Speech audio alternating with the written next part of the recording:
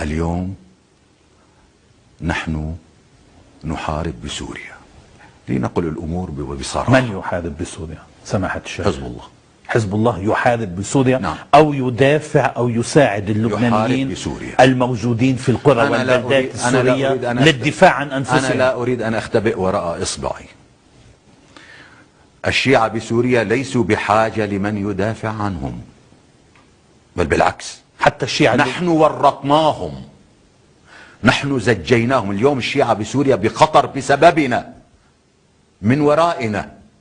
نحن نتحمل مسؤولية أذى أي شيعي في سوريا. نحن الذين سببنا لهم المشاكل، نحن الذين سببنا لهم الألم.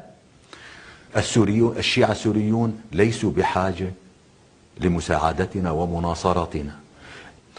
كذلك السيدة زينب مش بحاجة حجارتها لمن يحميها.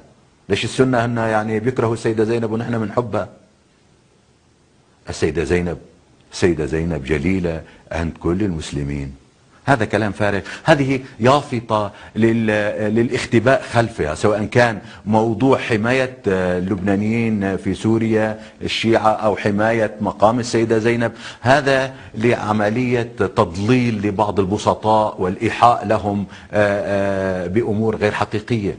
الموضوع ليس هنا، الموضوع حماية النظام، الموضوع الدفاع عن الظالم المجرم الذي يقتل شعبه.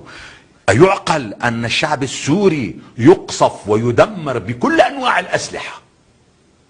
ولا مرة سوريا استخدمت صاروخ باتجاه فلسطين المنطقة.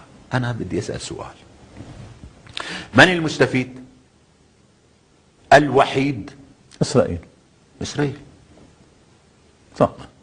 يعني نحن اليوم نقوم بخدمة العدو الإسرائيلي. دخولنا إلى سوريا يخدم العدو الإسرائيلي.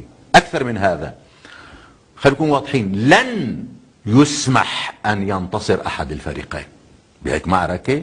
المصلحة أن يخسر الفريقان، أن تقتل الأمة وتدمر.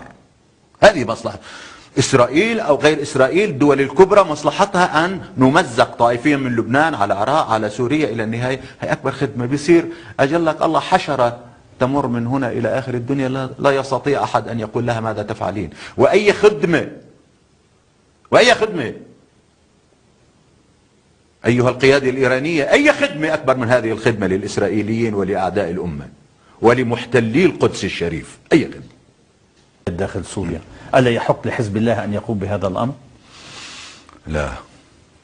حزب الله، خلينا ننتبه، حزب الله يورط شيعة سوريا بمأساة. كل قتيل في سوريا من الشيعة حزب الله سبب قتله. كل بيت يدمر، كل شجرة تقطع، حزب الله يتحمل مسؤولية، وإيران تتحمل مسؤولية. كان باستطاعتنا أن نجنب شيعة سوريا وشيعة لبنان والمنطقة الصراع المذهبي الكريه. في شعب وفي حاكم ظالم. هالشعب يريد أن يتخلص من هذا الحاكم. لا يجوز لنا نحن ندعي بأننا أنصار الإمام الحسين ونبكي على مظلومية الإمام الحسين، وحينما نتحدث عن أن الإمام الحسين لما خرج ضد الظلم لأنه لا يجوز. طيب هذا ظلم. طب بس سماحة الشيخ، هذا جريمة. أنه نطلع نحن نشتم إسرائيل بالإعلام ونتحدث ونتحدى، ثم نذهب إلى سلاح المقاومة وشباب المقاومة.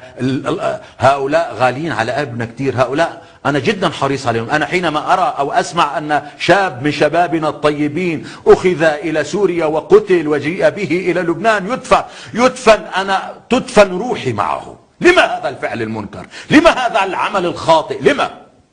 هذا حرام، هذه جريمة ترتكب. نحن بدل أن يكون شبابنا لقتال العدو الإسرائيلي صاروا لخدمته. أنا أعرف أن الفرحة الكبرى في إسرائيل اليوم بما يفعل حزب الله. الآن بعض الناس يسألني بعض الأحيان، أيعقل أن الإسرائيليين يمكن أن يوجهوا ضربة إلى لبنان إلى المقاومة؟ أنا أضحك وأقول له ولماذا؟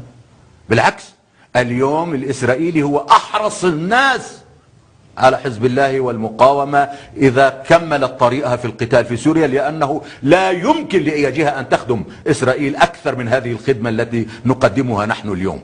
لكن السيد حسن نصر يستمر في كلامه التصعيدي ضد إسرائيل، وقد سمعناه في خطابه الأخير حيث هدد بضرب منشآت حيوية في الداخل الإسرائيلي أو في العمق الإسرائيلي في حال فكرت إسرائيل بشن أي غارة أو أي عدوان على لبنان. ولن تفكر إسرائيل بالعدوان على لبنان، بل بالعكس، إسرائيل حريصة جدا اليوم على حزب الله الذي يقاتل في سوريا، لأنه يشكل عمليا نحر للأمة.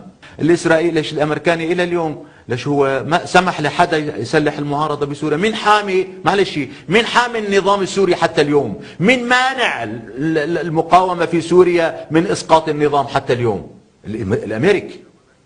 الأمريكي واضح لا يريد أن يسقط النظام الآن. بعد اللي هم يعني الشعب السوري يقتل منذ عشرات السنين، يذبح، نحن نعرف بالسجون السورية ماذا يحصل من زمان، لكن ولا أحد يتكلم لأنه في تواطؤ عام. خل تقتل عربي ودولة حول الموضوع. خل تقتل النبي. بيسألك هل من يقتل من حزب الله في سوريا هو شهيد؟ شهيد لأنه قتل أطفال المسلمين، شهيد لأنه روعهم، شهيد لأنه دمر بيوتهم، شهيد لأنه عم يحرر فلسطين. لا، ليس شهيد، ليس شهيدا، هذا إلى جهنم. أكيد بنص القرآن الكريم.